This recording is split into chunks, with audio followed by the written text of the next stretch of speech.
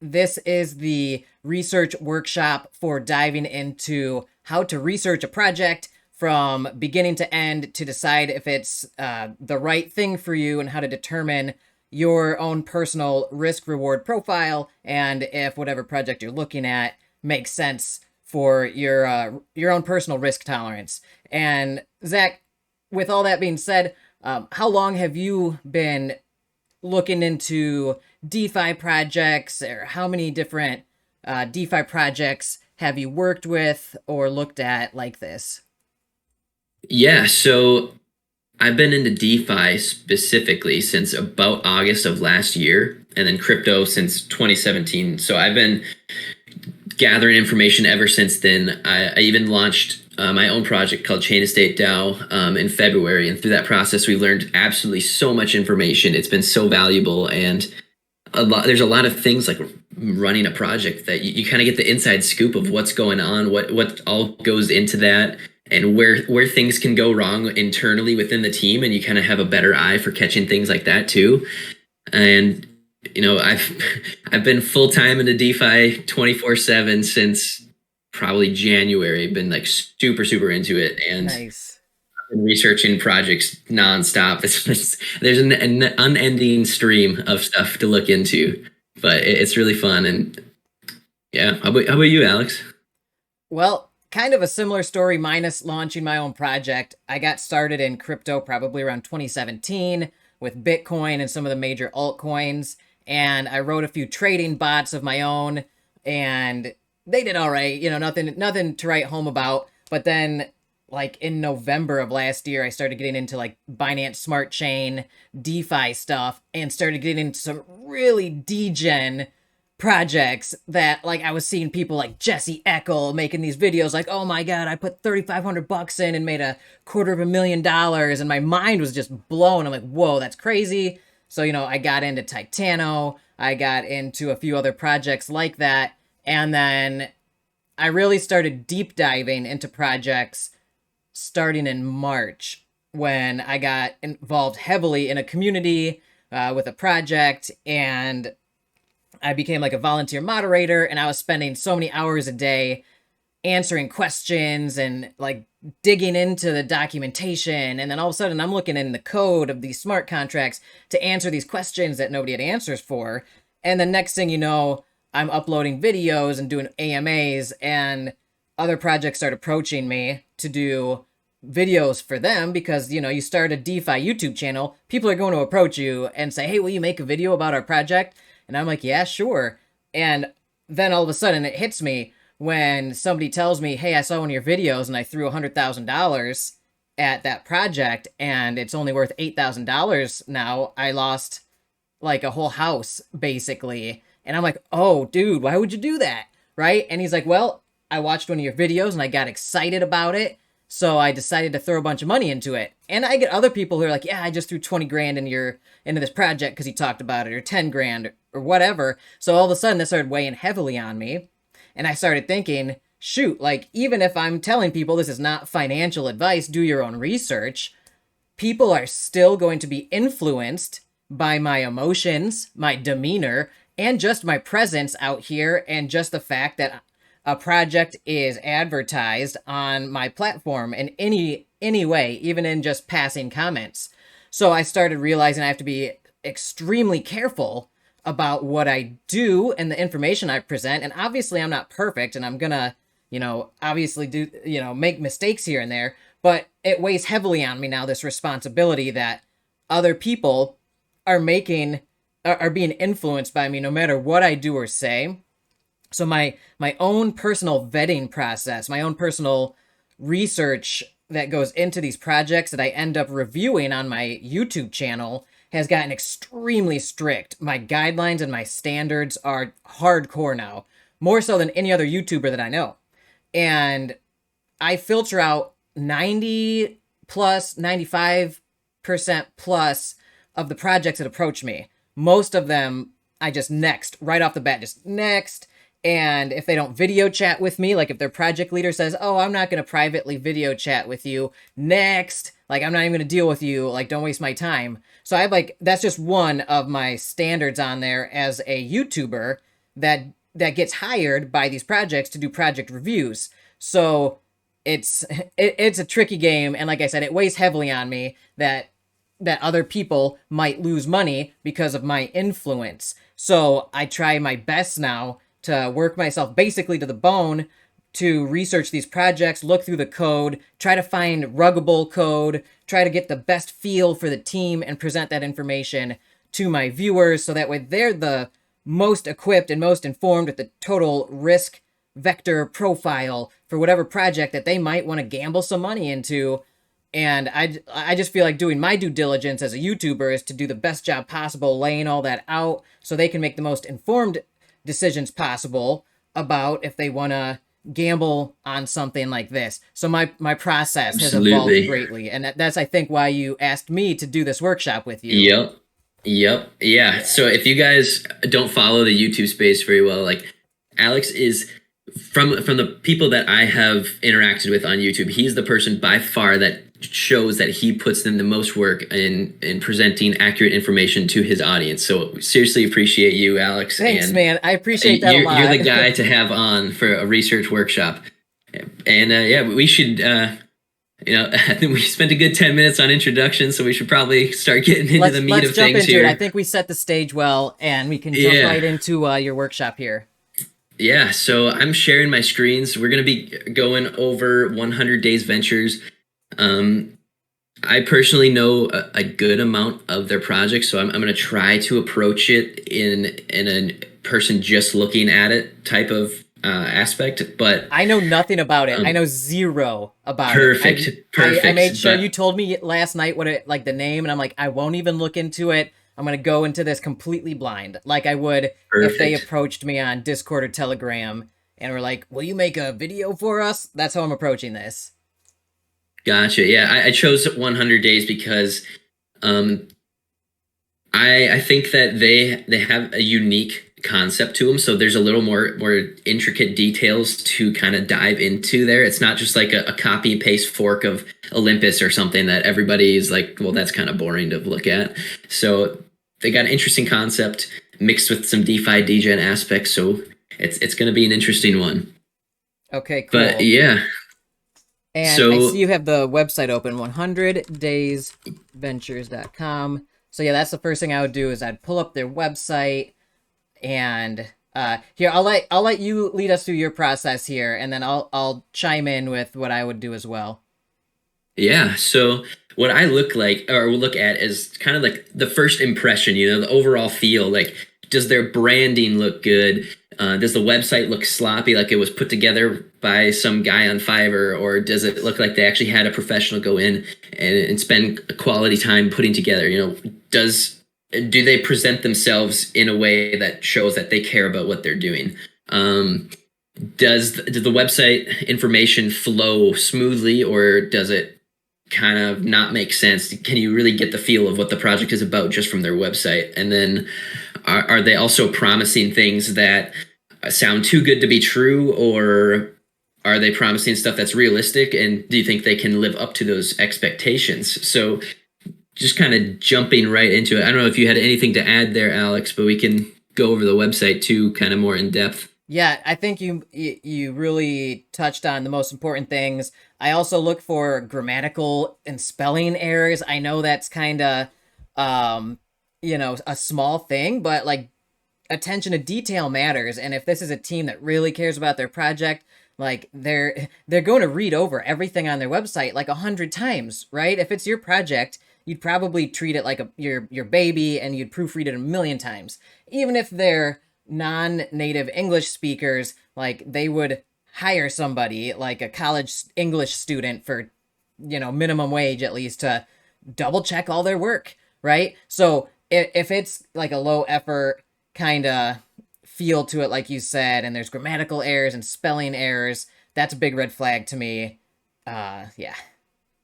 Definitely. Yeah. I think another thing to touch up on real quick before we dive deep into the website is that if you're trying to filter out rug pulls, somebody that's making a rug pull, like that's their get rich quick scheme essentially, versus somebody that's actually putting together their life's passion into a project, they're going to pay so much more attention to detail. And that's kind of like that sixth sense, your spidey senses start tingling when a rug pull, or when you think something's like sketchy and it might be a scam. Well, that's, I think, part of that. You get that feel like, this person really putting their soul into making the best thing that they possibly can.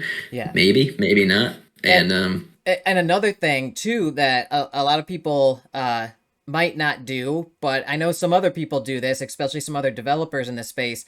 If you are looking at a new project and it seems familiar, they may have actually just copied somebody else's website, right? Like with these Seifu forks or Titano forks, I see a lot of people literally just copy like the HTML and the CSS and the JavaScript right over to like a new web host and give it a new domain, and then they like find and replace basically the name and they replace it with their own. So if they just do that, like, and I'm okay with people like using other people's code and stuff to an extent, but like, man, if you're really going to just copy somebody's website and marketing materials, like, you really got to change it a lot so you can't even recognize it.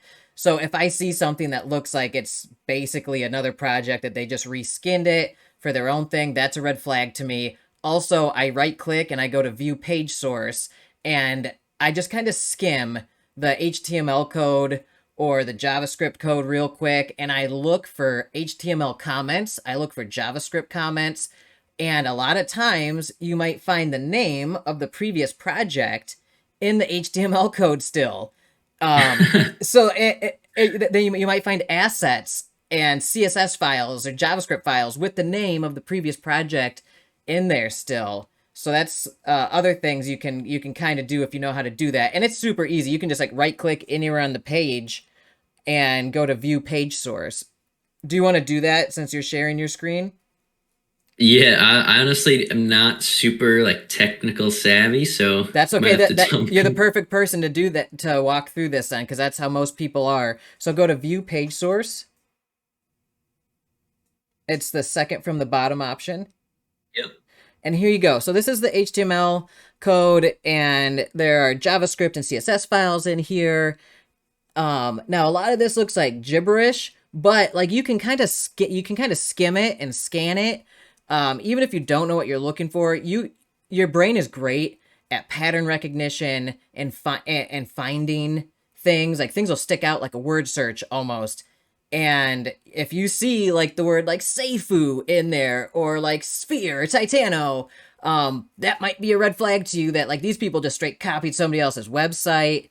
So that's another way to look out for things while you're analyzing the websites and the dApps as well, because a lot of the dApps, they steal each other's code, which is okay. Like, I don't like, it's a fine line, but you can tell if they did it with style and care, or if it was a sloppy copy paste job, find and replace, throw up a project onto the next one, throw up a project onto the next one. So I mean, this one, I don't see anything that sticks out at me right off the bat. You could really comb through it if you were super paranoid or about to invest $10,000 or more into this. But if it was me and I was just about to gamble 100 or $200 on this project, I would like skim this and be like, yeah, okay, looks decent. The website doesn't look like a straight clone of anything that I'm familiar with, at least. Scroll down a little bit. Okay. Yeah, this is pretty standard WordPress site. The copyright date's 2022. They have attention to detail. A lot of times you'll see the copyright date be like 2021, 2020, like they haven't updated it forever. Made with love by 100 Days Venture. Yeah, this is great. Also, I like to check the links at the bottom where like you see their Twitter and their Discord. I like to right click on those and go to like open a new tab or whatever. And I just like to see that those aren't broken links and that they actually have a presence in these social media spaces. A lot of times those will be broken links on some of these scammier projects. And like, as you saw there when you opened up the Discord, and like it had like 12,000 members in it. That's great. I always assume all these projects buy bots for their Discord servers. So one of the things I do is like when you've opened up that Discord server, and it said 12,000 members total, and then it had the online number. If you go to the tab that you opened up for the Discord, is it still Oh over yeah, I there? can pull that back up. Yeah. I'm already in their Discord, so maybe some information went away. But Oh, okay. Well, either way, I like to look at the ratio of people who are online versus the total number of people, and that can kind of give you a sense of how many people are bots, or like how many Discord users in there are bots versus real people. Also, I look at the interaction on the Discord and make sure it's like actual people having meaningful conversations, stuff like that. So that's part of when I'm going through their website, and then also their Twitter. Most places, like most marketing firms, will have different ways to get a ton of Twitter followers. So I always assume they're all buying Twitter followers. But I like to see if they have a history of posting content regularly on their Twitter feed, showing that they care and that they're putting effort towards their marketing. Even if they have 10 or 20,000 or 100,000 Twitter followers, I always assume 90% of them are bought and paid for. That's all part of marketing out here these days in social media. But do they get engagement? Do they have hearts? Do people like their Twitter posts? Do they get retweeted? Do they have actual people making comments that make sense on their Twitter posts? So those are some ways that I also analyze their online presence. definitely, yeah, we'll touch up on the social media aspects a little later on. That's kind of like one of the last things that I do my final checks on. But yeah, we can jump into the meat of kind of like the overall concept of 100 days and what they're about in kind of the different projects that they combine. So right off the bat, we see that they say it is a DeFi auto staking protocol powering a true business launchpad. So they are like they use similar mechanisms to Titano or Sphere with the auto staking, but they also have a unique aspect that they advertise they're powering a true business launchpad. So that's something that's should be interesting right off the bat. Like, okay, might want to dive into that a little bit more. That's interesting. And then they also have a way to buy their ASTRO token right on their website. That's another great way to make it, just a convenience thing for people. People like convenience for sure. They have links to different videos, which tell you pretty much exactly what they're about. So for people that want to hear rather than read a white paper, totally doable too. I think that's a great way to capture both of those different learning types. Mm-hmm. And like you said, the website does look clean. They paid attention to details. Overall, I'd say that it passes the Zach proof test. Yeah, I think it's good. and they've got some fancier elements, I would say, that obviously took some development skill and maybe expenses, with like this chart that they've got embedded on the page here. Like, that's not something that a low effort clone might go through the effort to do. So that's a nifty feature. And same with the bogged finance embedded Dex like widget there or whatever. That's also not like a super quick and easy thing to do unless like you're an actual web developer, and or you spend enough time like figuring it out. And that's just an attention to detail that a lot of the low effort websites won't go out of their way to do that. So this is a good sign to me as well. Like, they have cool things on their website that not a lot of other projects do. Shows that they've put time and money into this thing, and they actually seem to care about it and want to have a really cool thing. Also, Cam Fulton asked, is 100 days purposely blocking Google? So in the metadata in the HTML, they are they're doing no index and no follow for robots. And there are a few different reasons why they would do something like that, because robots from Google and other search engines will crawl the pages with bots and index them into the search engine. Maybe they manually submit their sitemaps to those search engines for SEO purposes, and sometimes you do like no follow, so that way you conserve the link juice of your website. And that might sound weird, but if you're in SEO and digital marketing, like sometimes you want to have some control over how the links get followed by the search engines because you want Google to rank it higher. And if it sees that you're linking to some other things, it might increase or decrease your position in the rankings. So it's tricky, and they might have some marketing strategy behind that. So I wouldn't necessarily say that that's a suspicious thing right off the bat. But it's a good thing to learn about if you are starting websites or you run blogs or stuff. I run a few blogs, so that's something that I'm familiar with. Anyway, Gotcha. yeah. So Interesting. good question, Cam. Good eye for that. But I wouldn't say that would raise a flag for me personally.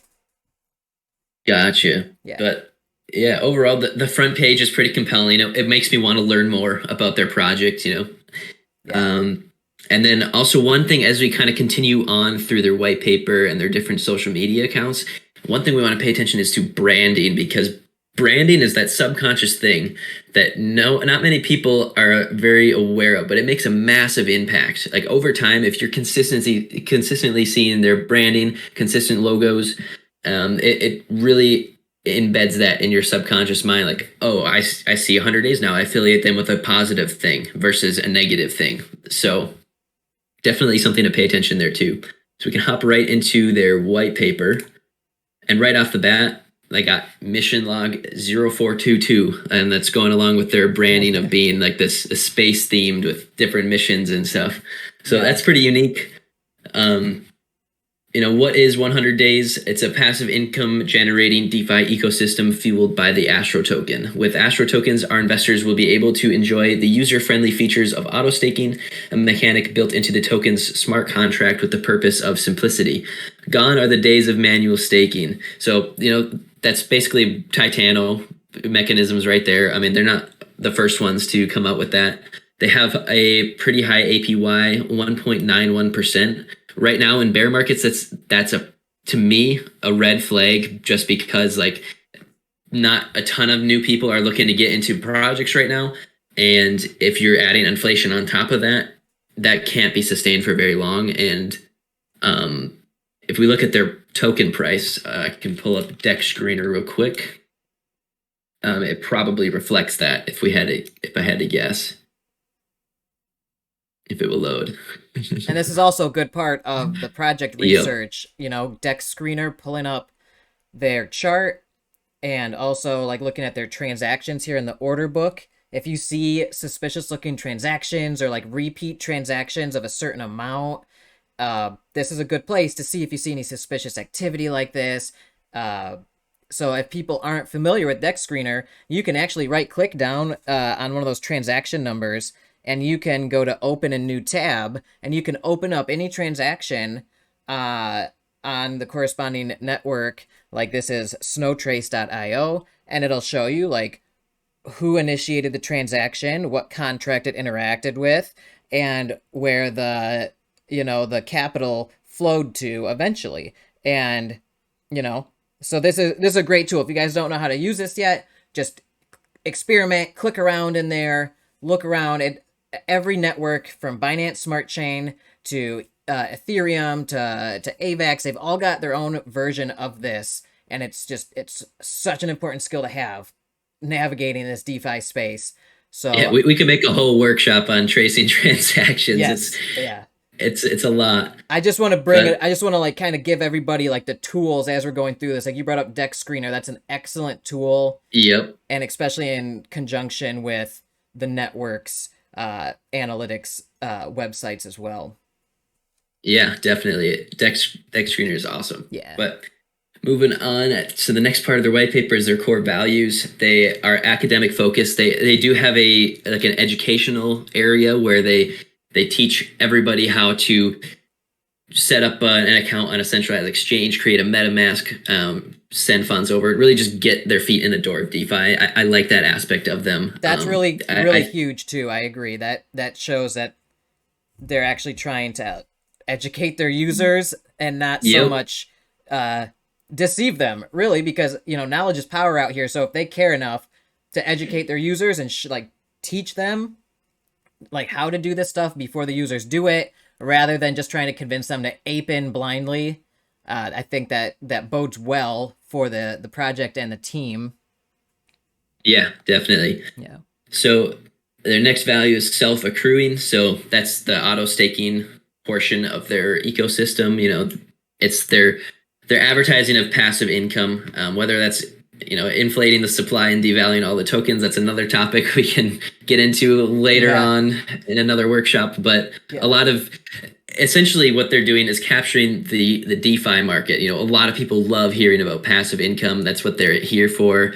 And if you ask me, it's a marketing stunt, and it doesn't actually.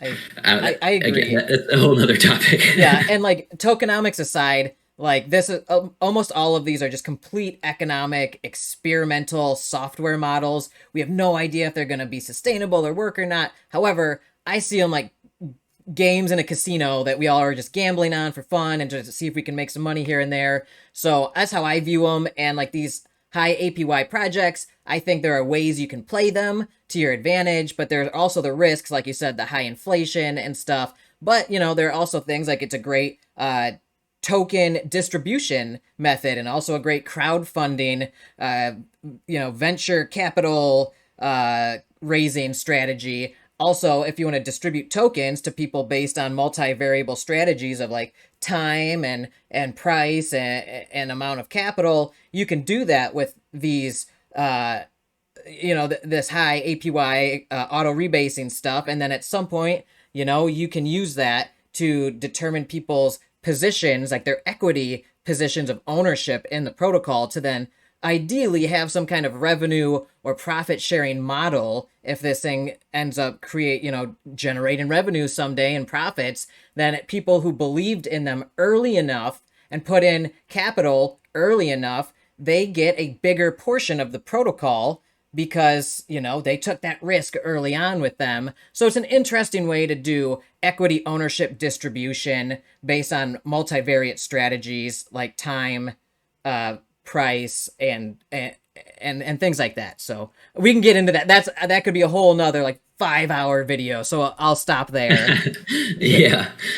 So then their next value is revenue generating. So in order to be successful in sustainable ecosystem, they have to have multiple sources of revenue.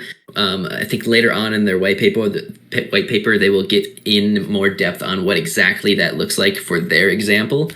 But revenue generating, if it doesn't generate revenue, right? Like one big thing that people often misunderstand with crypto projects is where the APY is coming from.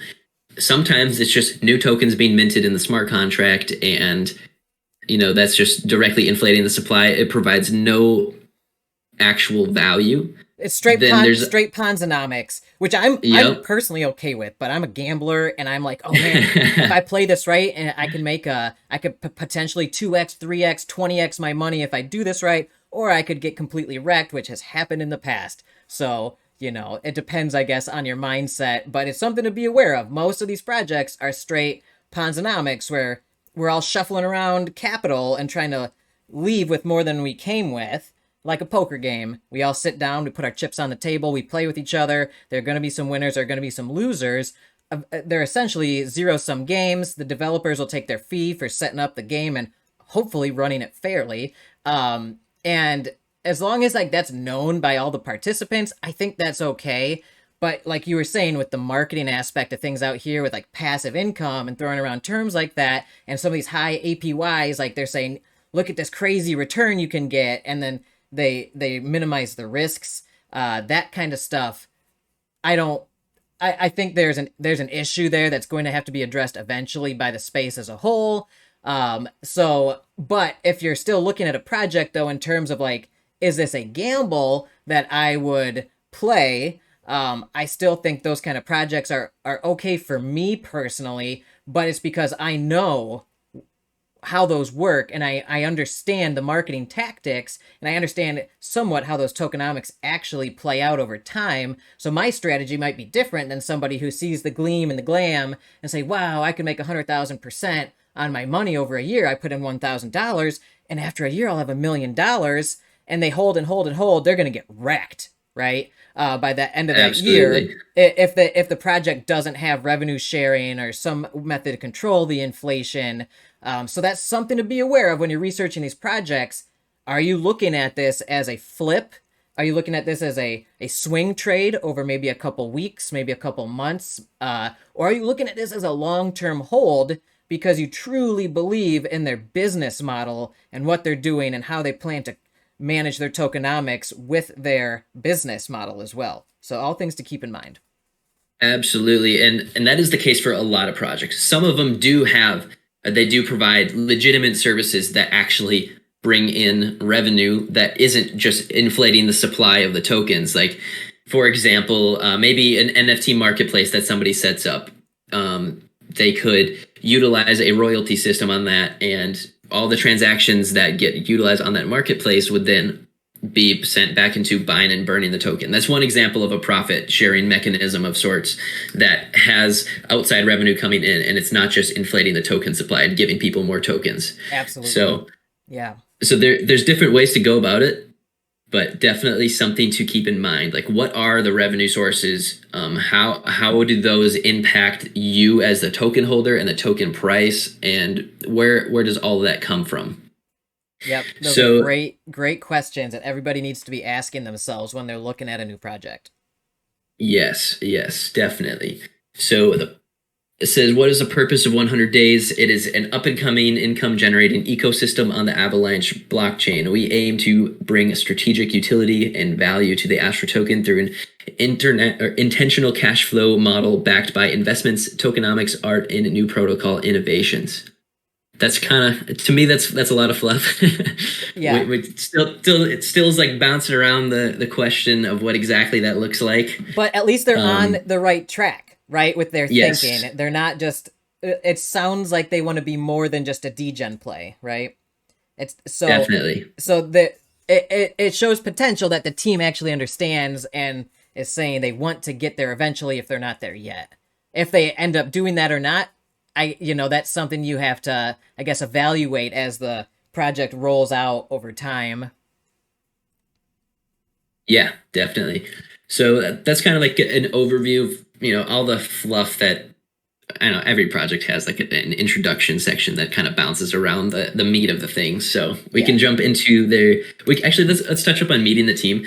I like their team in particular because they are a docs team. Very good. Is not something that most projects have, and I think that's amazing because if you look at it, it's an undoxed team is like there's a lot of good reasons and valid reasons why somebody wouldn't want to be doxed, but at the end of the day, like, is a real business ever just run by some anonymous person? No.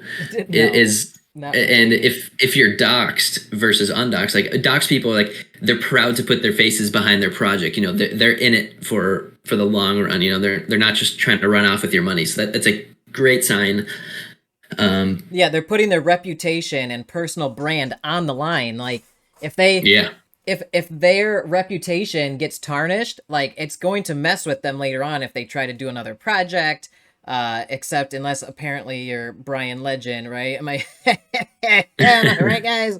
Oh, geez. Anyway, but like, and I'm not accusing him of rugging in the past or whatever. There are a lot of accusations out there, but that kind of stuff, follows people around, like it followed him to his Seifu project, where you got half the people out in DeFi saying Brian Legend's a scammer. He scammed his past 2 or 3 projects. You got the other half saying, well, I don't believe he did, or maybe this is his redemption story, yada, yada, yada. But it still has such a strong effect, and it's a big factor when somebody puts their reputation on the line. It's a ballsy move. So I am much more open to working with projects that are doxed because they're putting themselves on the line. And if I'm putting myself, my face, my brand on the line to even just cover their project, I better hope they're doing the same too. If they're not, like, it increases the risk for me as a marketer, as a YouTuber, right? Yeah, definitely. Yeah. Another thing to highlight about their team is, do they tell or say much about their background, like what they have experience in, how they can provide value to the team, or do they just say, "Hey, my name is Arsh Johri"?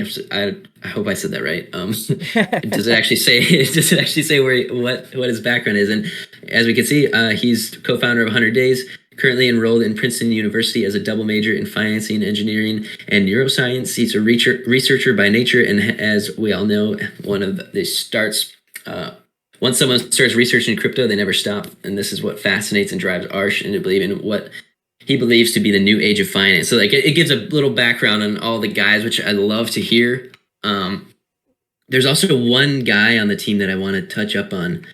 I think I believe it is one of the guys. I think it's this guy. He's like on on a board. Is that the right way to say it? Yeah, Like the so company board. he's a board member for Yes, a a company. publicly traded company. Yeah, so he's got business connections and a bunch of business experience.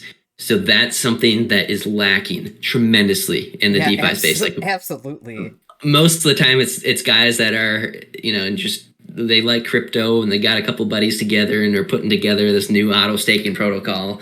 That's just essentially another Ponzi scheme. Right. If we really look at the flow of the money. And it's a great point. Like, we need more like professional experience out here in terms of business management, marketing, tech development, like not just these script kiddies copy and pasting things and not understanding what they're doing.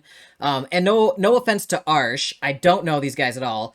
He sounds like he's got a great pedigree and he's pursuing some great degrees, but there are a lot of college students out here who are launching DeFi projects in their dorm rooms. And this is not nothing against Arsh, right? He obviously has a great team he's partnered with, and he sounds like a very intelligent dude. But there are other projects in the past where they have literally launched like two college students out launching a project out of their dorm rooms, and all of a sudden these kids are managing tens of millions of other people's dollars and capital, and it's like, oh my god, you just gave two like 19-year-olds in a dorm room who probably can't even balance their own budget, or like, you know what I'm saying, like they're and plus they're going to be distracted with their schoolwork and trying to like get a job and stuff like that. Like, so you also have to know the team, and like, is it like there's another project that was run by two 17-year-olds and they straight rugged the project and ran off with it with like $90,000 of other people's money. But like, who's gonna, like, why would you give a 17-year-old thousands of your dollars, millions of dollars potentially cumulatively, and be like, yeah, they're gonna manage all that capital just fine? Like, no, you want people like Rohit here. I don't know Rohit, but if I'm reading here is true, he sounds like a business professional. He was a tech executive at T-Mobile. This guy probably has a lot of experience with finance, balancing budgets, making networking with other business people, making deals, and just making like mature decisions about how to manage these very serious responsibilities, like how to deal with other people's capital. And these people are relying on you to be a good steward of their funds. Now, whether that happens or not, like, entrepreneurship is a risky game. 4 out of 5 businesses fail in the United States, small businesses. So like 80% of small businesses will fail. So if you're an entrepreneur, like, you have to fight against that. And in crypto, like 98 out of 100 projects end up failing. So with all that being said, you kind of want somebody at the helm guiding this thing who has the experience in navigating those waters, because it's a risk right off the bat already in terms of like, these are small software businesses doing experimental stuff out here. So it's good to see some professionalism like this on the project. Definitely, yeah. I think just making sure I don't think age is necessarily a huge factor in that, as long as they can show that they have experience in what they're doing. Because you could have a 20-year-old that's been a software developer since he could remember, and he could be really competent and up to speed, or you could have that same 20-year-old that got into developing in some high school class. He's been doing it for 3 years and dabbling in it here and there, and really doesn't know what he's doing and could easily make a mistake. So there's age, but there's also an experience factor that I want to highlight. Also, like, if you're a 20-year-old and you're a whiz kid developer, like I was when I was a 20-year-old, I was an amazing developer, right? But I bungled a whole bunch of small businesses I was starting at that age because of a lack of maturity and experience in terms of business and just life experiences. So like if I'm giving my money to somebody managing hundreds of millions of dollars, I would hope there's somebody on the team at least 25, 26 years old. And I'm not being ageist or whatever. There are some like Vitalik, for the Ethereum dude, like he was obviously a whiz kid, but at the same time, like I don't know if I would trust him at 19 years old to run an entire business and stuff like that. Now, there are always going to be exceptions to the case, but that's just my personal experience. Like, I've been a serial entrepreneur my entire life, and I can tell you now, like, I make much better business decisions at this point in my life than I did when I was 19 or 20. Again, everybody's different, and there are always going to be, people who excel no matter what their age is. But it's just something to keep in mind. Like, I would hope that there's somebody on the team who has just years under their belt managing a business. Yeah, Yeah. definitely. Experience is huge. I think that a lot of people overlook that too. And I think that's why like Arsh pairing with somebody like Rohit and these other guys is probably a good idea, because then he can get some sage counsel and advice from somebody who's been like, yeah, I've been around the block a few times. I can help you navigate these choppy waters. You know what I mean? Yeah, definitely. Yeah. So yeah, those are just a few things that we look at in the team. There's also the opportunity you can, if you really want to, do like deeper background searches, like look them up on LinkedIn, different social medias. Make sure they're a legit person and not just some randomly generated face on Google that they put stuck on there and say that, oh guys, we're docs. Like that happens too, It does. and that's something to look out for. That's a But great point. If you can find them on LinkedIn, that's a great sign. yep, yep. So we spend a lot of time talking about different things, and it's all super valuable information. But we still have so much to talk about. Always, dude. There's so much that goes into researching. So much. And that's why, like, when I review a project nowadays, like I put 40 hours minimum into these projects. Like, if I do a full deep dive project review, I'm looking at least 40 hours of work just in research, not even shooting the video and post production and all that. So like we haven't even gotten into the audits and the code yet, but before you can even get to that point, this stuff that we're talking about now is just such a quick and easy way to vet a project. If any of this stuff gives that gut feeling of yours, or that spidey sense starts tingling that like something's not right, probably something isn't right. Listen to your instincts. So that's my best advice out of everything is listen to your gut. If something doesn't seem right, it's probably not. Right. And actually, one more thing before we move on to the roadmap.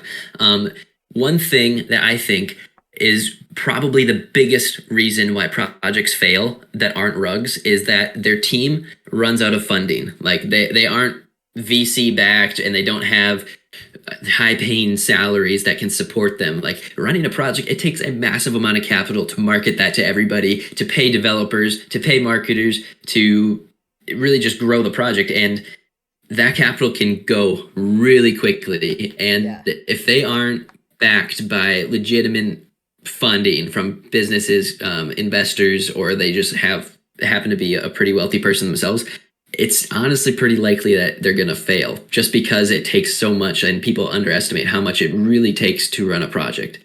So that's another thing. When I'm interviewing some of these devs, like last week, I was interviewing a guy who wanted me to make a project for him, or a project review video for his project. And that day I'd already I'd weeded out 3 people because they wouldn't video chat with me. 3 projects right off the bat. Nope. This guy's like, yeah, I'll video chat with you, sure. And one of the things I do is I ask them point blank. Now, this might not be an option for you as a retail trader, since I'm in a position as a marketer and a YouTuber, and I'm kind of a public figure. Developers and project owners are more willing to meet with me and talk with me face to face or in DMs, because they know that if they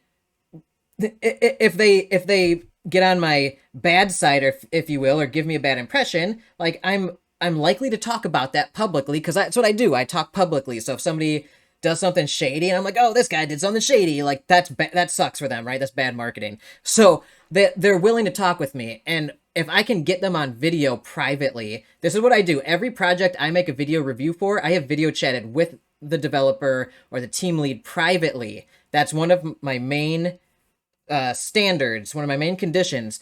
And one guy last week was like, well, the only guy who agreed to video chat with me. And so what I do, my next thing is I ask them point blank and I say, will you give me your word that you're not going to rug pull or commit financial fraud with malicious intent with this project? And I kind of gauge how they answer it. And this guy was like, well, I was thinking about rugging it, but if the project goes well, I don't think I'd rug it. But if it goes poorly and the project's failing, I'll probably just rug it. And I'm like, what? And I'm like, what the hell, bro? It's next. Like, get out of here. That's a little bit of a red flag, I suppose. A little bit. Like, at least he was like honest, I guess. Like that's something. But like, hell, yeah. I'm like, obviously, I'm not gonna talk about your small little like one-off project that's probably gonna fail right off the bat anyway. But like, dude, what the hell? Oh my god. So, but then I straight up lectured that guy about ethics and reputation for about an hour, and was like, told him how it's much more economically valuable if you build up a solid reputation out here, because even if this project fails, you can launch another one, and as long as you're trying your hardest and being good to your community, like they'll follow you and support you from project to project, and you can make a decent career living off the dev fees and stuff. And eventually, if one of these projects is a smashing success, like you could become very wealthy. And isn't that what you want, rather than just like rugging and getting like 10 or 20 grand or 100 grand or like whatever, like one off, and then your career's ruined. And he was like, yeah, that makes a lot of sense. And he said he's going to take it to heart and everything. So I'm going to give that guy a chance. I'm not going to make a video about his project. I'm not even going to mention the name, but I'm going to, watch and see how he handles his like, he says the code's unruggable anyway, but like he doesn't even have ownership of the contract. His business partner does. We'll see how it goes. Regardless, that's not part of this whole thing, but it's just part of my vetting process that a lot of other retail traders won't be able to do. So if you're watching YouTubers or other people in the space, use references from people that you trust, right? And trust is a finicky thing, because even if somebody is authentic, like if I'm authentic and telling you the truth as I know it, I could still be wrong. I could still have been deceived by somebody. Even if I believe in them and think they're telling me the truth, they could be the frickin' Tinder swindler, right? And just be like, lie to me eye to eye with a smile and pick my pocket while they're like patting me on the back and making me feel like I'm their best friend. And eventually somebody's gonna probably straight up hoodwink me. And these con artists out here, they're slick, right? So I haven't, I don't know. I don't want to do like every other project I talk about be a rug. If 1 out of 100 projects I talk about ends up being a rug, like that's batting pretty good if you ask me, when pretty much 95% of the people that come out here talking to me are ruggers and scammers, right? So I'm trying my best to filter out as much as I can, but there are going to be sociopaths out here that are going to be like, hey, I promise you, and look at my face, you can see me, you know what I'm saying? And I'll be like, yeah, I met this guy, he said he wasn't going to do it, so I'll talk about their project, and this is what I found. So all things to keep in mind: get references, get third-party people like Zach and Jojo here and the Cardinal server. They're trying to do something like this where they're trying to help educate and vet the community and find people who are trying to be well-meaning and earnest actors out here, good actors, and separate them from the bad actors. And there's some other groups out here in DeFi trying to do the same thing. I'm trying to do the same thing. Like, I have people throwing money at me to talk about their projects, and I say I can't, because I set up a very high standard, and if I bungle that standard and I let you in because you're trying to buy me off, it's going to destroy my career. And also, I'm not gonna be able to like live with myself. It's gonna suck if I feel like I led a bunch of people into a trap, right? So I don't know. That's why I'm saying use references, talk to people you trust, and be like, what are your feelings? How do you know these guys? Do you trust them?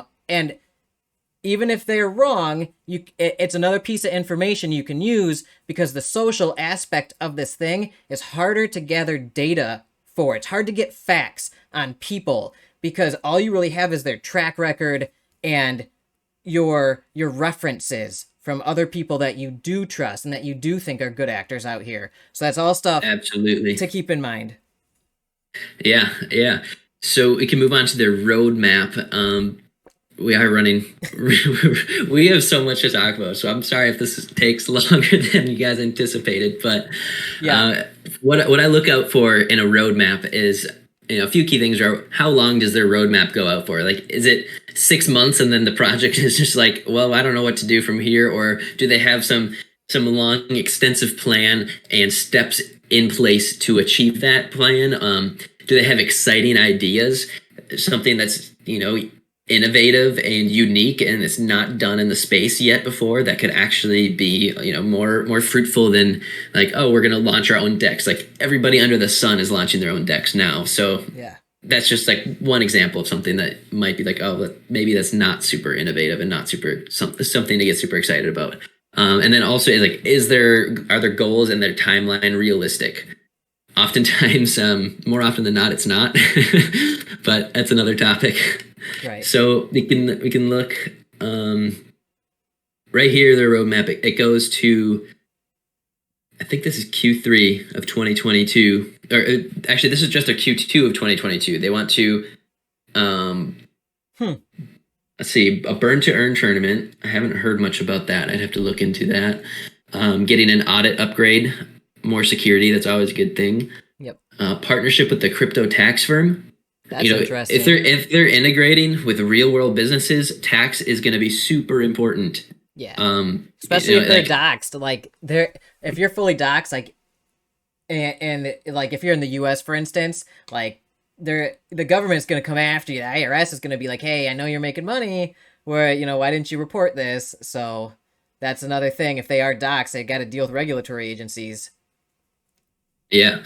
And then the final thing on their Q2 roadmap is crypto blue chip integration. Not really sure exactly what that means, but maybe we'll see.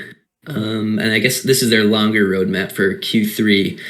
They're going to actually stop the rebases. I like that. Interesting. So that's, I guess, similar to what Sphere's doing. They're more sure use that APY to attract the initial DeFi degens, so to speak. And I think I honestly really like that model. It's basically a marketing stunt. And before, compound interest, if you're giving out 2% a day over a month, that might actually not be a ton, comparison to like a year, a 60% in a month versus 100,000% in a year. Like, there's a big difference there. And stopping the rebases a couple months in, I like that model, honestly. Yeah, and I think it's a great token distribution method, like, really, and it rewards people for getting in early, and it rewards people for how much capital they put in at certain times. So it's like a really good way, if you like a project and you think it's like a long-term thing, a good way to gain an equity position in it, especially when they stop the rebases, so that way they don't, if it goes on at crazy high inflation numbers, like, it'll bleed you out over time almost no matter what.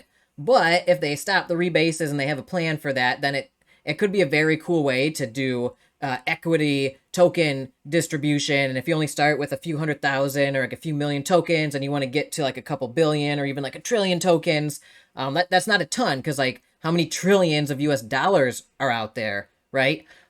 So it's something to keep in mind. Tokenomics, though, is a whole thing, but it is good, I think, long term, if you're looking for a long term play, if they have a plan for either stopping the rebases or combating the inflation. If they don't, it might be a shorter term play, in my opinion, like a quick flip or a swing trade based on buy pressure and demand. Yeah, one example of this to kind of finalize this point is look at Sphere versus Titano. If any of you guys are familiar, Sphere stopped their rebases and their price pretty much skyrocketed after they announced it. It went up like 3x.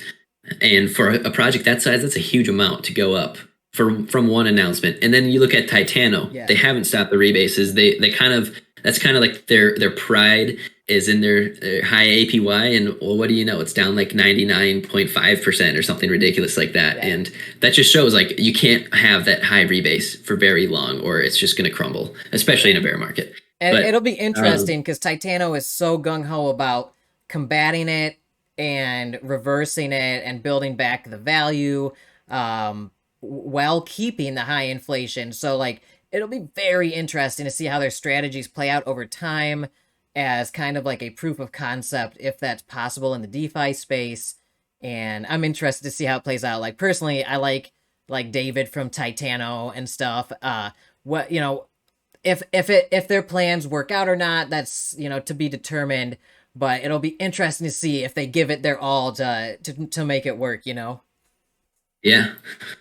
So moving on to their roadmap, it looks like they have a revenue sharing vaults model. That would be interesting. I believe their plan with the launchpad is to generate revenue through their different partnerships that they get, and I guess this would be a way to share that revenue. We'll have to move on to look Hmm. exactly what that looks like. Real world partnerships, American Sport View. Okay, they do have a partnership coming up with the sporting company, it looks like. Cool. That could be interesting. Another partnership with a gaming company. And then they have a NFT marketplace that they're coming out with. Nice. So those are all interesting things. So that's just for Q3 too. And I suppose that their roadmap only does go out to Q3, and that's both a good thing and a bad thing, because it's a bad thing because they don't share their vision beyond Q3. Like, that's only a few months away. That's, to me, like, if I can't see the full on vision of what they're trying to achieve, then it's a little bit of a red flag. But at the same time, like, there's got to be that balance, because it's a competitive space and people are going to copy you. Like, if you have, oh, I got the super innovative idea, but it's a year out, somebody's going to see that and like, oh, I'm just going to take that and build it 6 months earlier than they can. So there's a balance to be had there. There is a balance, So especially in DeFi when things move so fast, and a week is a month, and a month is a year in DeFi.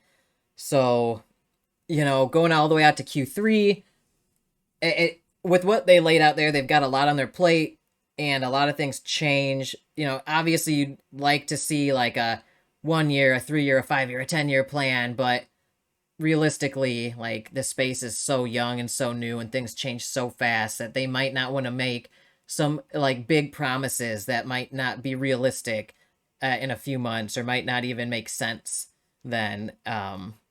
So I think maybe they're just focusing on their more actionable items that they think they can accomplish, and then push it out another quarter, and then push it out another quarter from there. That's my guess. I don't know. yeah, I think that's it. But even having They're even definitely having thinking a roadmap like they had is better than most of the projects that launch out here. So that's good, I guess.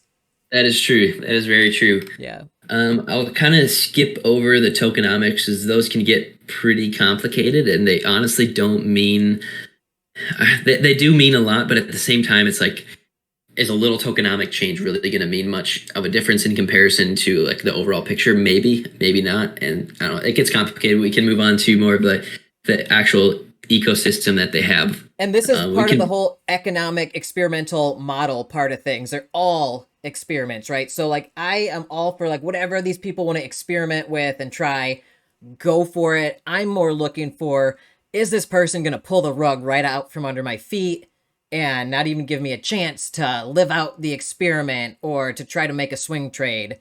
You know what I'm saying? So I really just want like a fair poker game, if you will, where I can sit down, play for a little bit, and then try to walk away with some money, and just have a good time, and maybe make some money or lose some money, however it works out.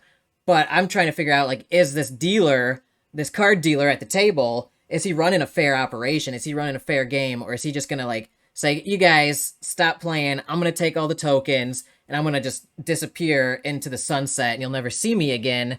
Like, that's what I'm trying to avoid, is the hard rugs out here. Definitely, yeah. So their ecosystem of utilities, as what this tab is called. And it basically just explains how their ecosystem works. And it is quite, there's a lot that goes into it. And I've done a bunch of research on them, so I already know how it works. So I'm going to try to speed things up and summarize it a bit. But basically what their goal is they want to partner with real world businesses like that guy that we were talking about on their team that is on the board of a publicly traded company. He's got a bunch of business. Yes. He's got a bunch of business connections and can reach out and be like, hey, we can help your company utilize blockchain technology to advance your business. This is what we can do for you. They can, like, they have their NFT marketplace coming out. They can launch projects, new NFT collections, or launch a token, or actually, I see Arsh has joined. So Arsh, you want to quickly explain your ecosystem for us? This is exciting. I just unmuted you. Should I come sit? Oh, okay. I guess not. Is that him? But, that guy's name is JJ Drakeo. Yes, that's Arsh from their team. Oh, okay. But, interesting. Yeah, I guess he's busy, but I can explain their ecosystem a little more. So they partner with real world businesses to basically integrate them with blockchain technology. So their whole business plan is to basically launch different products like NFTs, tokens, and anything else that might be utilizing blockchain technology, and then basically have a portion of that for their own benefit, right? Like if they launch an NFT collection, they might get 10% of those sales, and then that would go back into buying and burning the ASTRO token. So it's a really unique model, and I think that there's a lot of businesses out there that don't have the capabilities to integrating with blockchain technology that might want to otherwise, and they're basically saying like here, we'll help you do it for you. In exchange, we'll have a portion of those revenues. So it's a really unique model that I think is definitely something new to the table. That's basically what their ecosystem is. So it's speed that up a little bit. Do you have anything to add to that, Alex? Any comments, thoughts? I like seeing that they have a revenue model of some kind. Like that's a good sign that they're thinking about this like a business. If that's what I'm looking for, at least. Also, in terms of just marketing, just even putting together a business plan is strong marketing and could drive demand. So I'm out here. I'm trying to flip tokens, right? And stuff. And some of these might be long-term investments. I don't know. We don't know, especially in this market condition. Like, maybe if you are looking for really long-term positions, like 6 months, 12 months, 24 months, and looking for that next bull market play, some of these DeFi projects that are more long-term thinking and trying to set up like a sustainable business model with profit sharing to the holders, like in the bear markets, not financial advice, but that's usually the best time to get the best deals on your long-term plays. Like for me, that would be like Bitcoin. I'm trying to scoop up Bitcoin on the cheap for the next run up. But if you get in the right altcoin during a bear market, you could be looking at 1,000x, 10,000x, right? Like crazy that like people make millions doing that. And obviously everyone is hoping that they're going to pick the right one. We don't know. This is like, I try to think of this like if I was a venture capital firm in the software industry, like I'm going to make 10 or 20 bets, and I'm just going to hope that one of them turns out to be a unicorn that makes me 1,000x and makes all of my other losses negligible, right? That's kind of how I'm thinking in long term for some of these projects. And then I'm always trying to like short term, like, can I get a 2x flip here? Can I make 50% in a week here? And DeFi, you can sometimes do that stuff. This is kind of, in my head, good for that longer term thinking. And also, if I'm trying to short term flip this, this is in terms of marketing, having a roadmap and a revenue model and a business plan could drive demand short term as well. So I could see that as an opportunity for me to try to make a swing trade on somebody, especially if they release news. Like you could play the news, buy the rumor, sell the news, things like that with these kind of roadmaps and business plans that you see. So that's how I kind of interpret stuff like this. If any of this ends up panning out, who knows? Like, it all comes down to execution by the team and your confidence in the team. I don't know enough about these guys or this project yet to be able to comment about the specifics, but that's kind of how I view it holistically from my personal trader perspective. Yeah, I believe Arsh actually said he could speak now, so sorry to put you on the spot, but how's it going? We can have you explain the ecosystem better than I can, of course. Totally. Well, first off, thank you guys so much for speaking on us and just hosting this workshop in general. Hi, Arsh. Nice to meet you, man. You are. Nice to meet you as well. It's a pleasure. Yeah. I hope you guys can hear me okay. I'm at NFT New York, so I don't know how the background is. I kind of stepped away, but I hope it's okay. Yes, I hear you just fine. Sounds good. Awesome. Well, for us is kind of, you said to speak to the roadmap or speak to the revenue streams, or what were you looking at kind of go on a little bit here? We're on your ecosystem of utility page in your white paper, and I gave I think a decent explanation of how that ecosystem works with real world partnerships, but you can definitely explain it better than I can. Well, first off, I'm sure you did fantastic. For us, it's really is we want to be that launch pad, not in the crypto sense, but to bring business into crypto, right? Whether that's development, whether that's marketing, whether that's actual mechanisms, it's just be that vehicle to bring business into crypto. Whether that's a gaming company that sees that's been established in the, like, for instance, Little Orbit, one of our partners, they've done Warner Brothers games. They were ready to make that crypto switch. And for us, it's developing the mechanics to make them successful, right? But for us, it's a lot bigger than that. It's how can we really see the world of business? And that's what I was speaking to today at NFT New York is how can the business world blend in seamlessly with the crypto world? And for us, it's like, even with real estate, we're working on a platform that's going to change the game of real estate. But for us, it's really bringing those real world corporations, those real world businesses with models that work and how to integrate into them.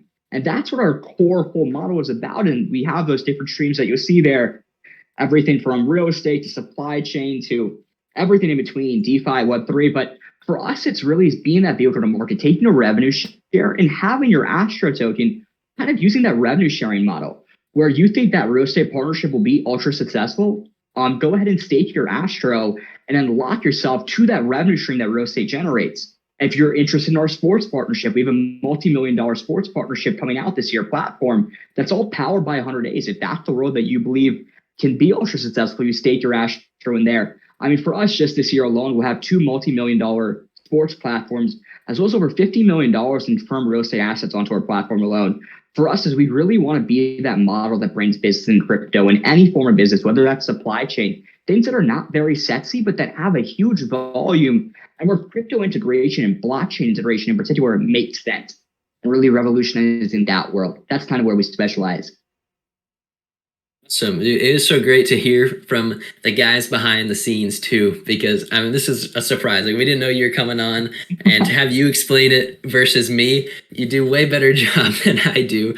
But yeah, it's awesome. Like, this is what we're talking about when we're talking about looking into teams. Like, are there people like Arsh that are willing to jump on? He's even at a conference right now. Like, he's a real guy. He's meeting different people in the space, and he's willing to hop on, tell us about his project. He's really excited to share. Versus somebody that Alex is talking about, like, the guy literally said, yeah, if this goes well, I won't rug, but if it doesn't go well, then I'll probably just end up rugging. Like, that's the guy that you want to stay away from. And so I'm with crypto is that's the name of the game here. You'll have projects that have real fundamental teams and are doing something different, but you'll also have the aspect of what crypto entails, which can be shady things like that. And it's deciphering the world of what makes a project good and what makes a project weak.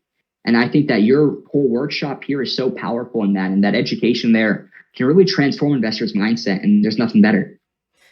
And I just want to point out, I have never met or talked with Arsh before. I have never actually looked into 100 days at all. This project, I came into this completely green and blind purposefully, so I can give my perspective as a new person approaching a project. How would I vet it?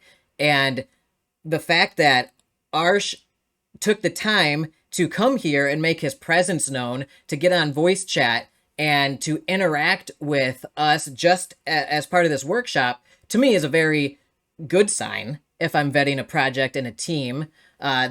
He sounds like, I don't get, my gut feeling doesn't tell me like he has nefarious intentions behind his voice. If I could see him, I would get more information in terms of body language and reading him. And then also the fact that he said he's at NFT New York, that's a good sign. Some of the other more legit projects that I deal with, they have some people at NFT New York doing marketing stuff. So all those things, as I'm analyzing this project, they're ticking off boxes in terms of like, okay, this team is becoming more real to me with real people behind them who sound like they're trying to actually build a good business here. And like I said, I know nothing about your business or your project other than what we've looked at here briefly. So I cannot speak to like if your business is good or bad, but I can say that you seem like a real team and a real operator here that cares about your project. So in terms of this workshop, that's how I have just analyzed this situation. Well, it was a pleasure being able to hop in here for a few. And I know that I love the crew, Zach, Jojo, all those guys I talked to so much. I know that we'll certainly be doing more AMAs and with you guys and things like that. But keep doing the amazing education that you guys are.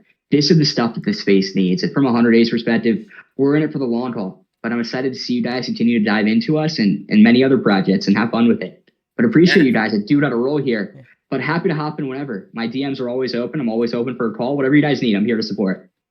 Well, thank you so much. It really means a lot that you took the time to show up and say your thoughts on the ecosystem. So again, thank you so much, and we'll keep in touch. Of course, it's a pleasure, guys. Talk to you. You too. Bye. So yeah, all right, yeah, Zach, like that right there. That to me, when I'm analyzing a project, like that's a good sign when I'm trying to figure out, is this team a bunch of scammers, right?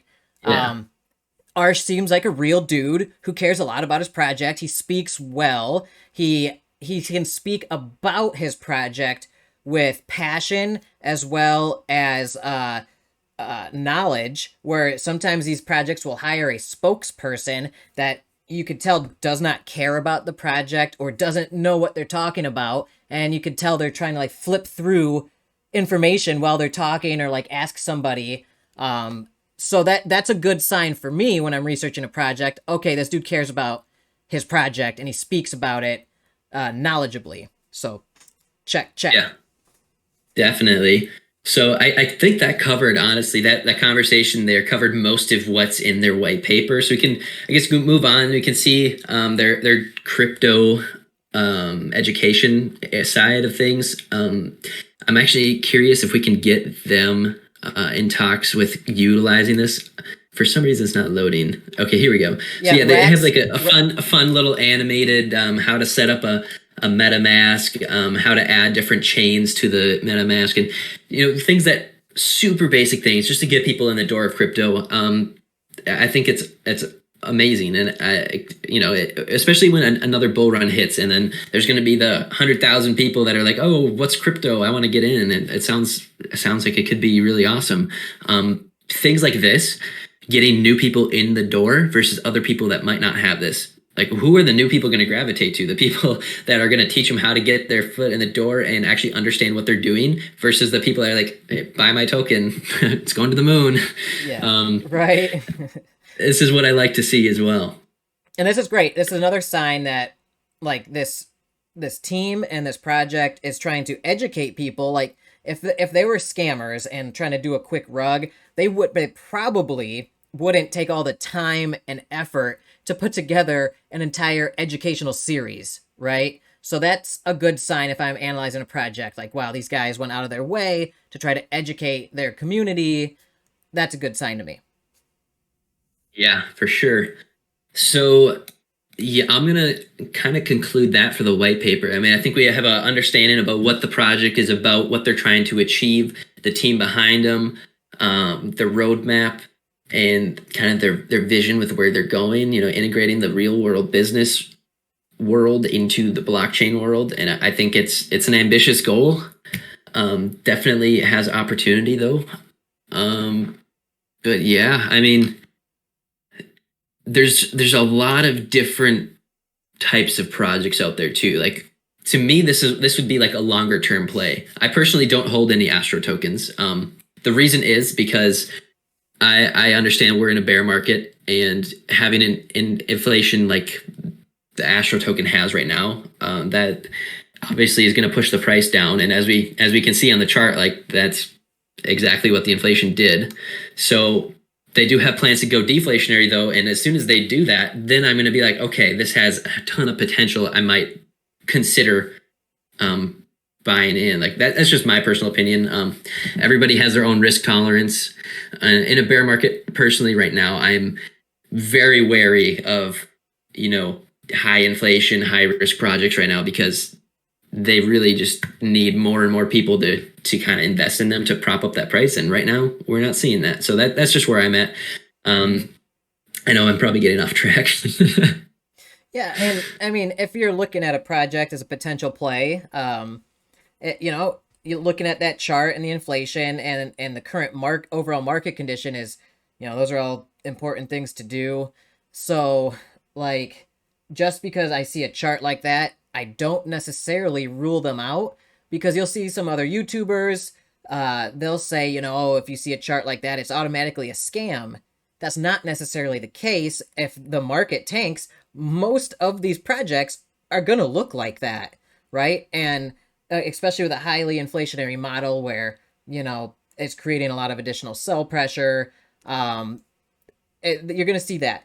But then if they start combating that, like you said, if they ever go deflationary, which it seems like they plan on it, and then they have revenue models where they can do like buybacks and burns, control the token supply, as well as add more value, it can drive up demand. Like when the market turns around and whatever that's paired with, I don't know if their liquidity pool is paired with AVAX, I'm guessing.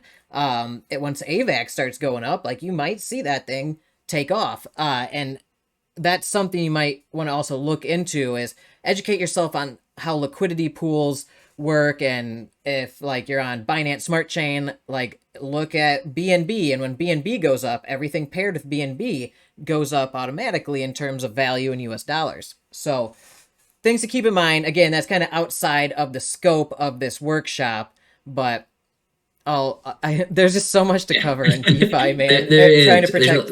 Trying to protect yourself out here, So much good stuff to cover. And I think just in conclusion, when you're looking at a white paper, you really just want to make sure that is it a detailed white paper? Does it kind of say exactly what they're about? Does it sound like they are explaining what they want to accomplish well, how they're going to do it, how it benefits you as a holder, and then how are they going to scale? And then does it make sense? Just reading through the white paper, does it lay out their plan well, or is it kind of jumbled information? It doesn't really sound like they know exactly what they're talking about. Those are just a couple different things that I really look at. And yeah, I mean, anything to add there too, Alex? Yeah, you mind if I share my screen real quick? Yeah, of course. All right, let's see if I can do this. Share my screen. There we go. Okay. Let me just... All right, here we go. Can you see it? Yes. All right. So, from, we covered, I think, the most important stuff. The website, the socials, like their social media pages and Discord. Also check their Telegram if they have one. And their white paper. And we kind of showed how to pick that stuff apart, especially the team. Like the team's the most important thing. The team and the socials, I think, are super important.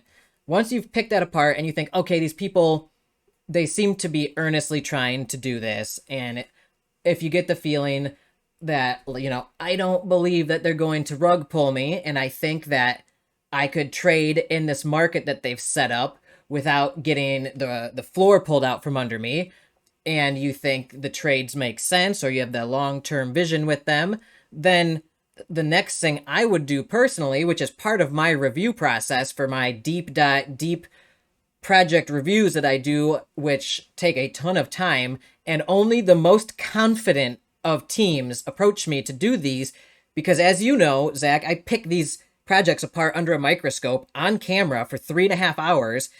Not only their website, their white paper, my team interactions, my social media interactions with their communities, but also I go through their audits.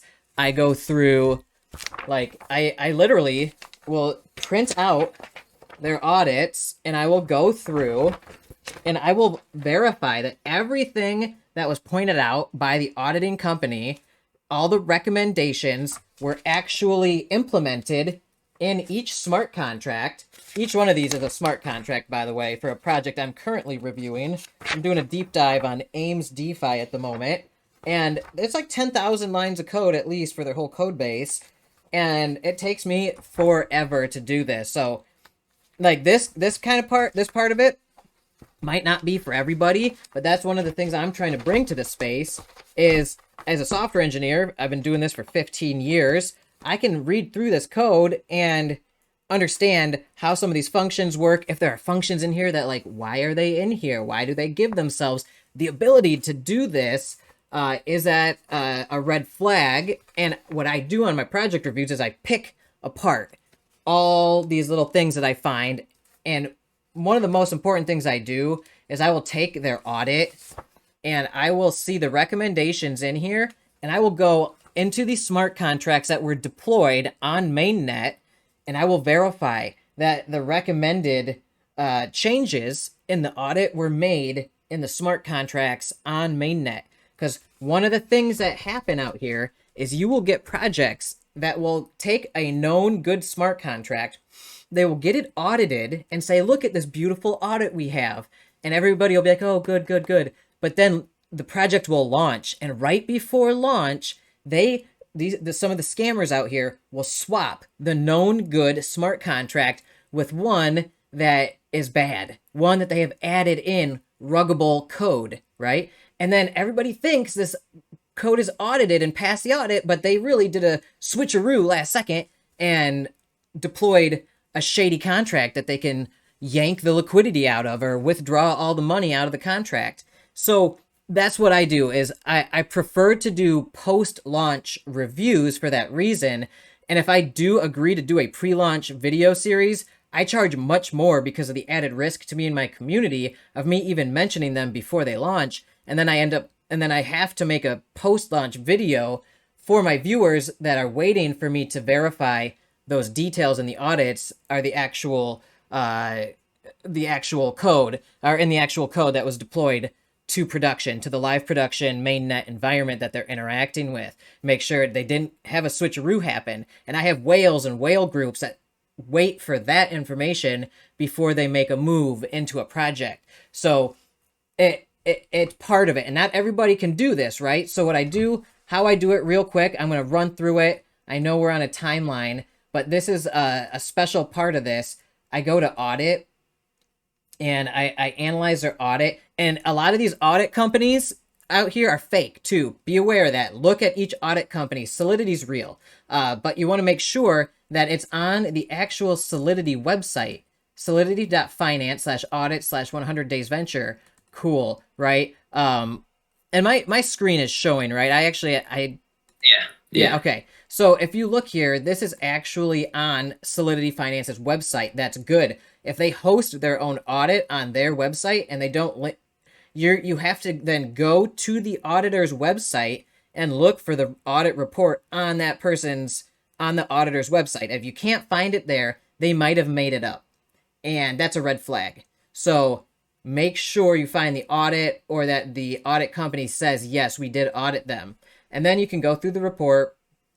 And it shows the contract that they audited. So I'm going to open that up in a new tab. I'll show you how I do this in a second. And you go through the audit findings.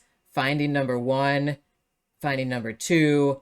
They have different severity levels. Like if they're high or medium risk, you really want to look at those. If they're just informational, probably not too big of a deal. Contract overview. Now, this is important because this will tell you some ownership issues, like if they have the ability to do some really big things that could potentially be a rug, right? If you didn't trust the devs, that is. If you think the devs are going to act in your best interest, most of them have control over these contracts in a way that they could totally screw you over if they wanted to. So that's why it's like know your devs and trust your devs, because almost all of them have much more power than you might think out here. So, and that's a good and a bad thing, because they need to be able to steer that ship as they navigate these markets and these waters to do the best thing to keep their project alive if they're well-meaning. But if they're not well-meaning, then these could be ruggable vectors that they could take advantage of. Now, I'm not going to go through all of these exactly. That's something you're going to have to learn, like here, ownership controls, right? So, like, they can enable or disable fees on peer-to-peer transfers. They can update the project wallets at any time. They can airdrop any number of tokens to any address at any time. Like, they're just different things. They can change the fee structures to any values. They can exclude accounts from transfer fees. That's okay. They can add or remove addresses from the transfer blacklist. They can pause or unpause trading at any time. Okay, so what this could mean is like they could pause trading for everybody. And I'm not saying that they're going to do this, right? That's why it's know your dev, trust your dev, because a lot of these projects have this stuff in it. They could pause it. If they were nefarious, they could pause it.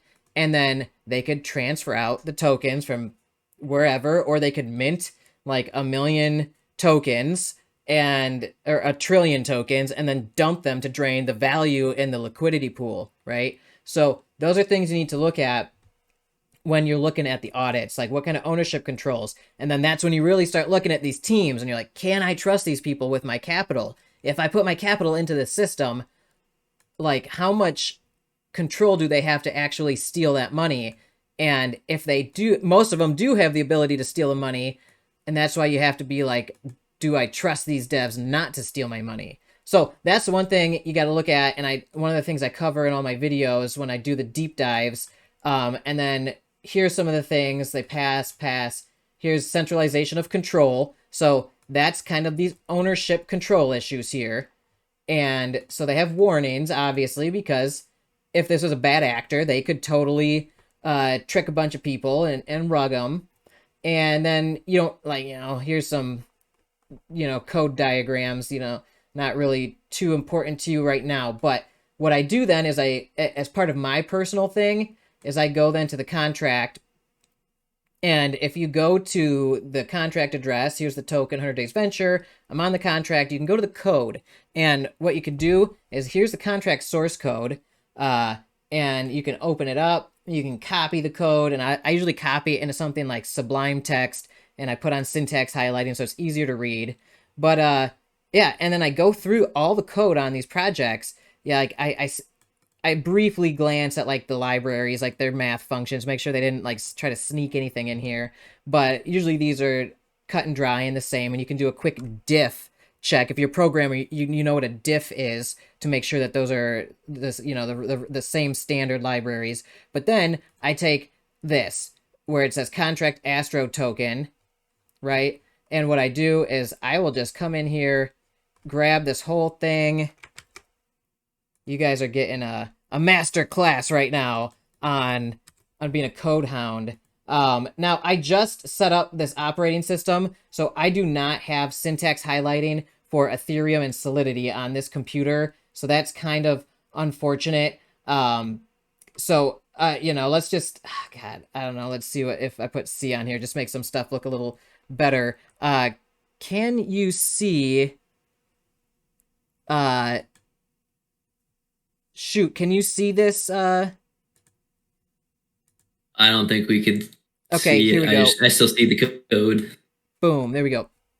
So I copied the code that you saw from that contract. I copied the part that I think is relevant, which is the ASTRO token contract. And then I just kind of verify the stuff in the audit is in the contract here that was deployed to mainnet.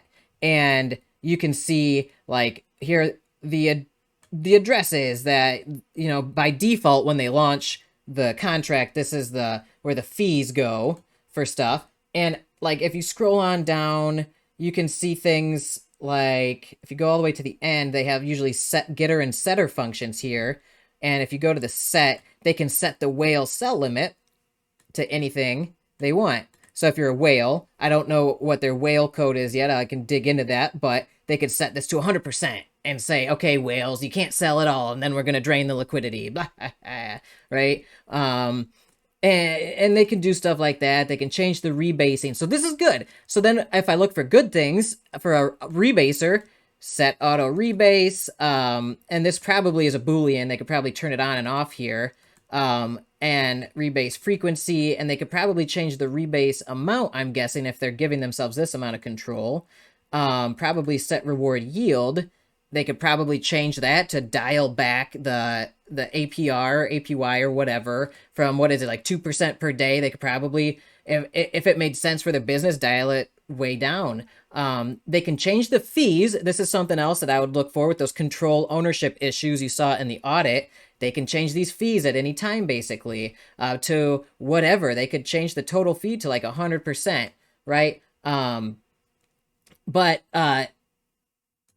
it says here, if all these fees equal 100, sub fee is not allowed. So it has some kind of limit. Now 100 might not mean 100%. This might actually mean like 10%. It depends on how they handle the decimals in the code. So that's another thing you got to look into. But so I look at all this stuff. They have this pause trading thing. Now a lot of times they might do a pause trading function if they ever like have to do a migration to a new smart contract. It might make sense to pause trading. So if the team is well-meaning, then that's a good thing that they have that control, maybe. But if they're nefarious, like, that could be super shady, right? So these are all things that you kind of want to look at as you're looking through the code. And that's kind of what I do as part of my job as a marketer. And I consider myself more of like a project review software analyst for the DeFi space now.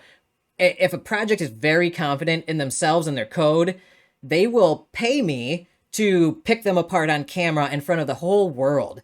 And if they have nothing to hide, or they're just very confident in their project and what they're doing and themselves, then like the project will basically sell itself on its own merits. And I can be as objective as I need to be to do my job. And then they'll still benefit because, like, if they pass my scrutiny and me showing you on camera literally the code and what it means, then that's a good thing, right? So that's kind of part of that. That's like the main part of my process that most other YouTubers won't do or can't do, or refuse to do, or projects refuse to let them to do, or at least they won't pay them to do it, right? So if somebody comes here and pays me for my time to basically audit them completely on camera from head to toe, all the way down to the code, that's a very confident team, obviously. So that's how I do this, and that's how you find the contract code. Also, one other thing, I showed you here in their code where by default they set their receiver like addresses and stuff here in the code. That's when it first starts. That's where the fees go for like the risk-free value, the treasury, the liquidity goes to these contracts. Also, some of these like rebase frequencies, as well as things like the different fee amounts that we were talking about here. Here are the fee amounts, right? The whale fee and everything's right here. Those are the default initial values when the contract launches. If they change those later on, it's not going to reflect here in the code. This code only shows you in the beginning when time began what it was. So you go to read contract here, and you can read those values. If you go down to, let's say for instance, give me 1 second. This is all very good information to know, by the way. Liquidity fee here. Okay, so you could find, and liquidity receiver. This is what the address is now. Does it still match what was in the code when they launched? If it doesn't, why not? Did they change it? Did they make an announcement that they were changing their wallet or whatever, or contract for the liquidity? Did they change their liquidity fee from, like, if I, let's see, operations fee. Anyway, rebasing. And I do not have my wallet connected to this right now, so I don't know if I can actually, like, okay, there. So if I just put 0 in there and hit query, operations fee, 150, I'm guessing that means 1.5%, okay? And that's my guess. coming into this completely blind without looking too deep into the code. Liquidity fee, 495. I'm guessing that's 4.95%. Okay. And then like they have the rebase frequency here, the reward yield. This is, that's probably based on the epochs. Is their epoch 15 minutes or 30 minutes or 60 minutes or daily? I don't know. But that's probably how much you get per epoch. Here's the risk-free value going to it, 1.5%. And yeah, Jojo, I'm throwing a lot at you guys real quick. Zach said he wanted me to do a complete knowledge dump on you guys for how I do this. And I know I'm limited for time, so I'm trying to like shoot it all in real quick here at the end for the people who really care. Treasury fee. So this is how I do it. And if you're the contract owner, like they are, if you own the contract, if you own the project, you go to here to write contract. This is your API for interacting with the smart contract. And this is how they change the things. Now, if they're bad actors, they can set these fees to whatever they wanted nefariously. If that was their intention, they can they can change the ownership of the contract. They can change the rebase duration and frequencies, the yield. They set that stuff here, and that's how they interact with this stuff in lifetime. And that's basically it. And yeah, that's it, guys. Super simple. And that's it. Easy peasy. There you go. Have fun. Yeah. I think this is all great information. Don't get me wrong, but this is going way over my head, to be honest with you. Yeah. I understand a little bit of coding, you know, from talking to Cole and whatnot, but for somebody that doesn't know about coding, this is way more than you probably need to know. And long story short, go subscribe to YaBonks. I'll drop his channel in the chat. Let's help him get to 1,000 subscribers. I think that's an amazing goal. You are almost there. That is an amazing goal. But yeah, he'll post stuff like this all the time. So if this is what interests you and you really want to learn really how to just dive deep into code and look under a microscope, he's your guy to go to. But thanks for that. I appreciate that. Yeah. So basically, long story short, you're an absolute beast and people should go subscribe to you because you know what's up. I'm trying, man. And I'm not perfect. I am surely going to miss things from time to time. So take everything I say with a grain of salt. I'm trying. What I can assure you is that I'm trying my best here. So I'll work hard to get the best information and do my best out here. But there are some really, really sneaky and clever scammers out here. And like Zach, you're in my private secret Discord channel with some of the like other with some other people that I'm close with, and you've probably seen when a rug happens, me and some of the other programmers will post things very rapidly, like, guys, this rug just happened, watch out, and then we'll pick it apart live with the on-chain transactions, as well as go through the code and try to figure out exactly how they did it as quickly as possible. And dude, like every week there's a new clever way that somebody rugged that was just so subtle that if I were even reviewing it, I may have missed it, right? So even I'm not perfect. Even these auditing companies aren't perfect. So that's why the most important thing is like trust your own gut instinct. Like learn as much as you can about the team and the developers and really like, do you trust them? And even if you do, like still be weary because there could be Tinder swindler level con artists out here who can lie to you with a smile and while robbing you blind. So always be vigilant, always protect your capital. I don't have one with me, but get a cold wallet.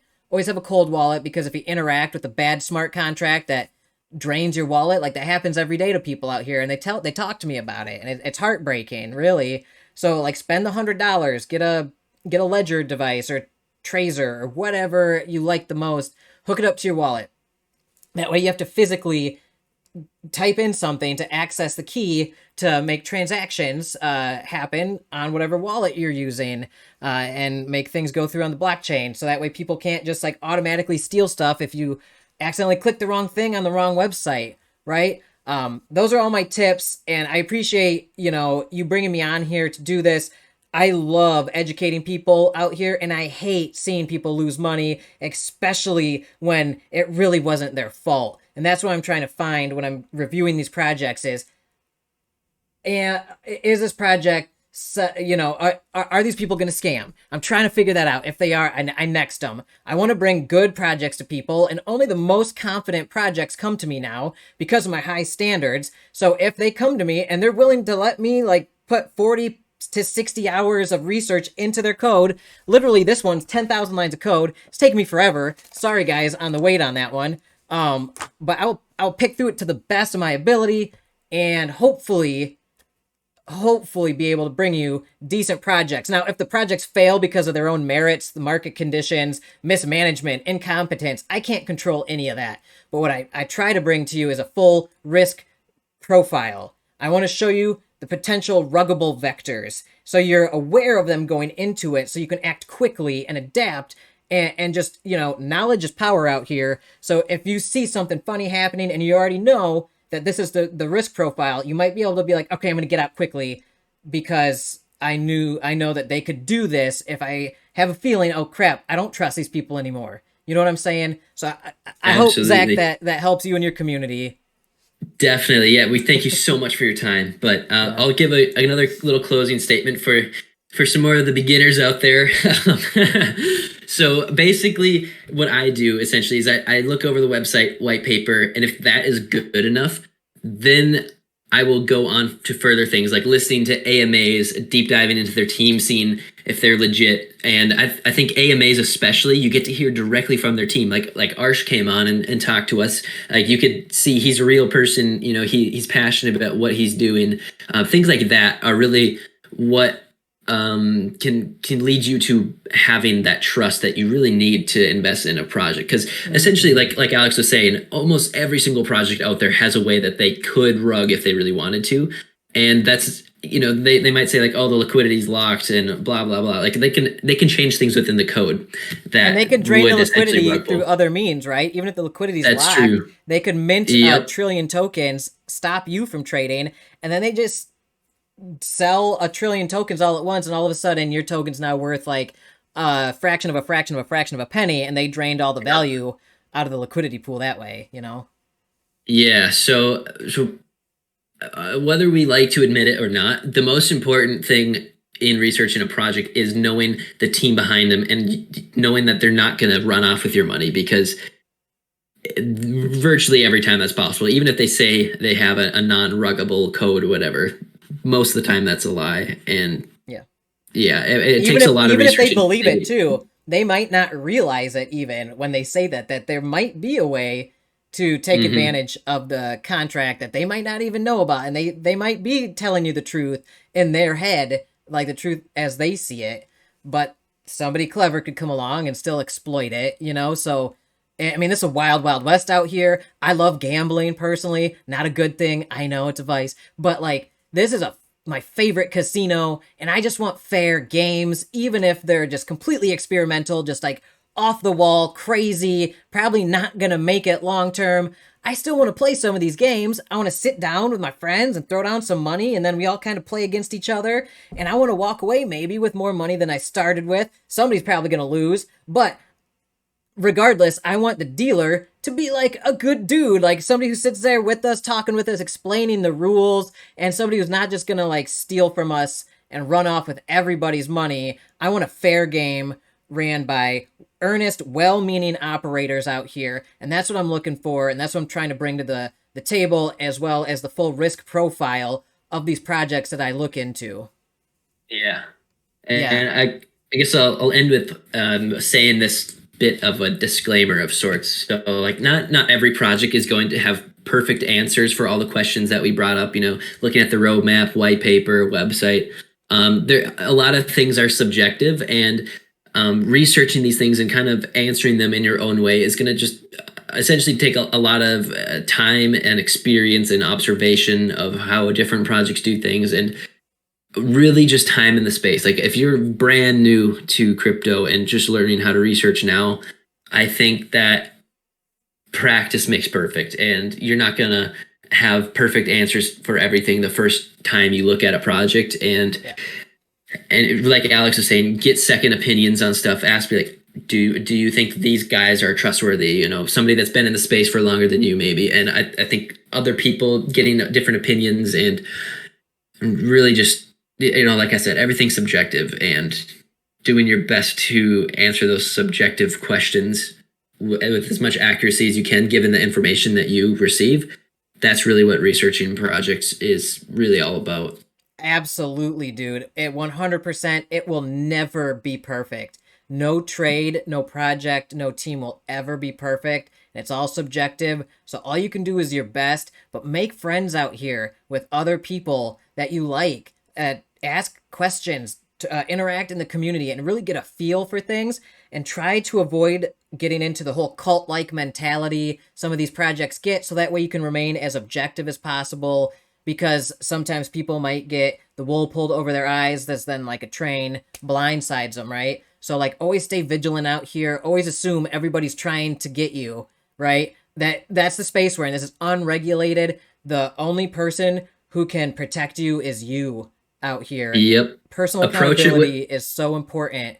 So like and these lessons that people learn are very expensive, and they're part of the cost of the DeFi tuition, as I call it. So like everybody at some point pays the DeFi tuition. I've paid thousands and thousands of dollars because I didn't know things and I got wrecked or robbed.